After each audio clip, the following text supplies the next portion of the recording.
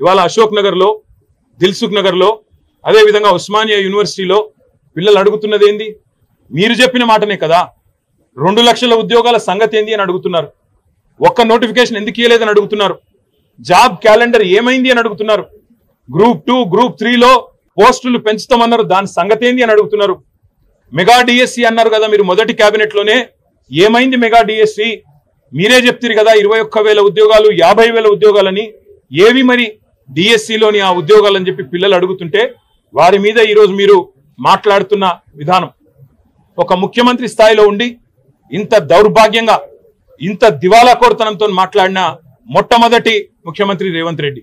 ఎంత నిర్లక్ష్యంగా, నిర్లజ్జగా, అసలు మోతీలాల్ అంటే ఆయనే ఉద్యోగాలే రాస్తలేడు, ఆయన కూడా నిరాహార దీక్ష చేస్తున్నాడని చెప్పి ఇవాళ మోతీలాల్ అనే తమ్ముడిని అవమానించే విధంగా, గ్రూప్స్ కు ప్రిపేర్ అవుతున్న తమ్ముడిని అవమానించే విధంగా మాట్లాడడం.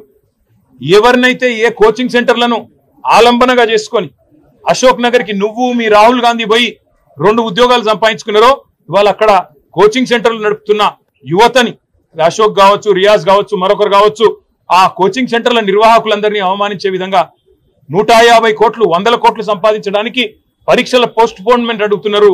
వాళ్ళ కోసం, వాళ్ళ స్వలాభం కోసం పాకులాడుతున్నారని చెప్పి వాళ్ళను అవమానించే విధంగా మాట్లాడడం. అందుకే ఇవాళ తెలంగాణ యువత బగ్గుమంటున్నది. ఎన్నో ఆశలతో కాంగ్రెస్ ప్రభుత్వం 2 లక్షల ఉద్యోగాలు మొదటి సంవత్సరంలో ఇస్తదని చెప్పి ఏ యువతనైతే మమ్మల్ని దించి మిమ్మల్ని గద్దెనెక్కించిందో ఈరోజు అదే యువత నిన్ను ప్రశ్నిస్తున్నది.